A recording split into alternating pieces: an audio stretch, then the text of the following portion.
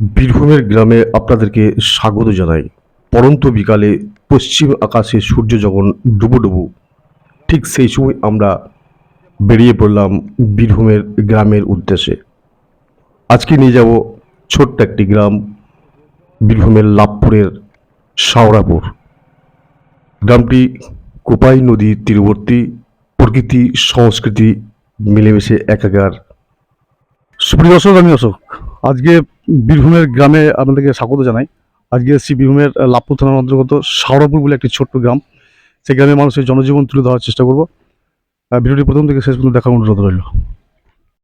আমরা গ্রামের পাড়ার ভিতর দিয়ে যাচ্ছি। স্বাভাবিকভাবেই রাস্তাগুলো কংক্রিট ঢালাইয়ের এবং রাস্তার দুপাশের ড্রেন দেখা যাচ্ছে। মাটির বাড়ি দুপাশারি। গ্রামটির বেশিরভাগই এখনো পর্যন্ত মাটির বাড়ি। মাটির বাড়ির দেওয়ালে দেখতে পাচ্ছেন গোবর, মানে ঘুঁটো আকারে দিয়েছে। এটা পরে শুকিয়ে গেলে জ্বালানি হিসাবে ব্যবহার করা হবে। ঘুঁটে বীরভূমের ভাষায় যেটা বলছি।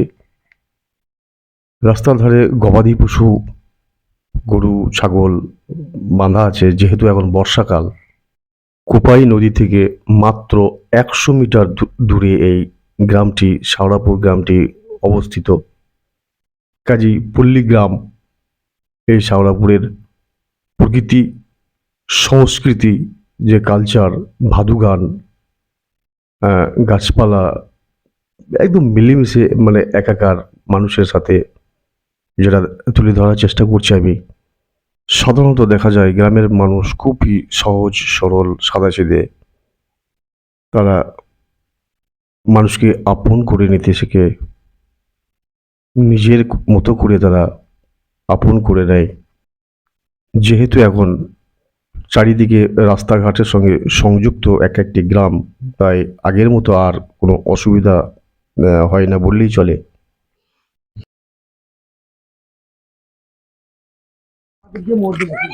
কোন ক্লাস? বিয়ে থার্ড ইয়ার কমপ্লিট হয়ে গেছে। কমপ্লিট হয়ে গেছে। কিছু অনার্স ছিল? অনার্স ছিল না, পাস করছি। এখন কি করছো? এখন এমএ ভর্তি হবো কোথায়? বর্ধমান। কোন স্কুল থেকে, মানে প্রাথমিক গ্রামে? প্রাথমিক, হ্যাঁ, গ্রামে। তারপর তারপর Labhpur girls. Somnath college. Labhpur girls, Labhpur তারপরে গার্লস। তারপর তারপর সোমনাথ কলেজ। এরপর বর্ধমান। হুম। Thank you.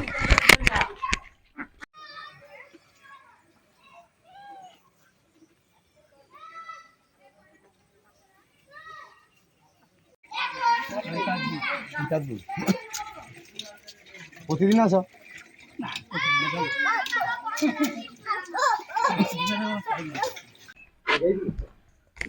আমার নাম অশোক কুমার মাল। আপনাদের গ্রামে যে শাওরাপুর গ্রামটা, কতগুলো পরিবারের বসবাস? আমাদের শাহরপুর গ্রামে মোটামুটি আপনার ওই 40-42 ঘর। কি করছে এখন? 40-40 সব কি কৃষিজীবী? সবই কৃষিজীবী। কৃষিজীবী সব নয়, মোটামুটি আপনার ওই 15% মতো মানে আপনার কৃষিজীবী, আর ওই বাদ বাকিটা লেবার, দিনমজুর। কি কি জাতি বাস? জাতি আছে, সদগোপ আছে, মাল আছে, বাগদি আছে। আচ্ছা, গ্রামে আপনাদের উৎসব কি কি হয়? আমাদের গ্রামে উৎসব হয়, কালী পুজো আছে, দুর্গা পুজো আছে, হ্যাঁ, তারপরে লক্ষ্মীনারায়ণ পুজো আছে, রাস পূর্ণিমাতে হয়, ধুমধাম করে হয়।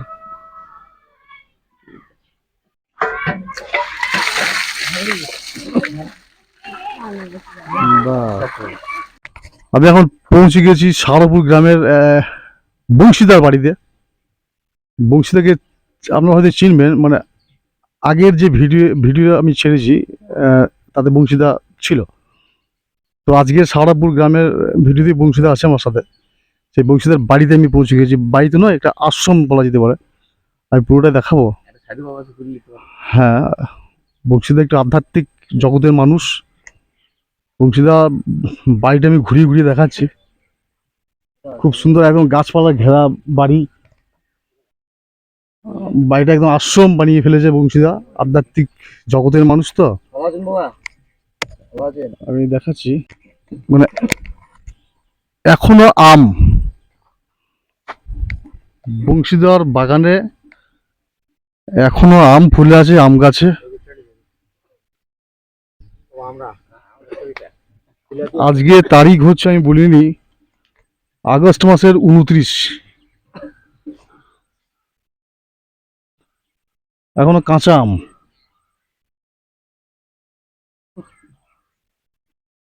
এই একটা,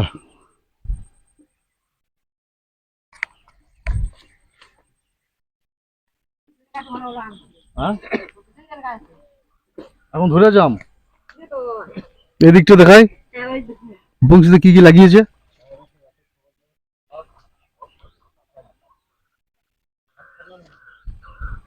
এখানেও বাগান তৈরি করেছে বংশীদা।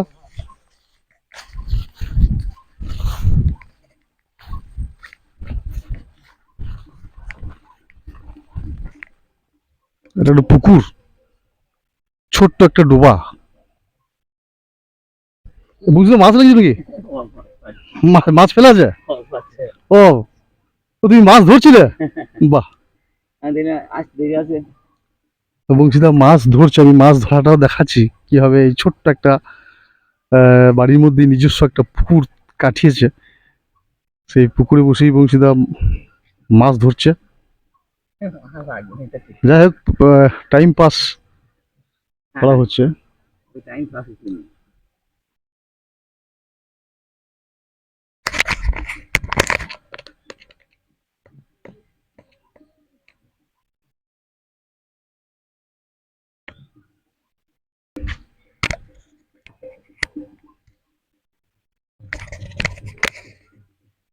খুব সুন্দর একটা জায়গা। বাড়িটা এত সুন্দর, মানে গাছে ঘেরা আছে। ছোট্ট একটা পুকুর, সেই পুকুরে বংশীতে মাছ ধরছে। অতীব সুন্দর গ্রামের যে পরিবেশ, প্রাকৃতিক যে পরিবেশ, যারা শহরে জীবনযাপনে অভ্যস্ত তারা এই ভিডিও দেখলে অবশ্যই মনে শান্তি পাবেন। আমি সেই তুলে ধরার চেষ্টা করছি প্রকৃতির সাথে, মাটির সাথে যে গ্রামের মানুষের সুসম্পর্ক, সেই সম্পর্কগুলো আমি তুলে ধরার চেষ্টা করছি।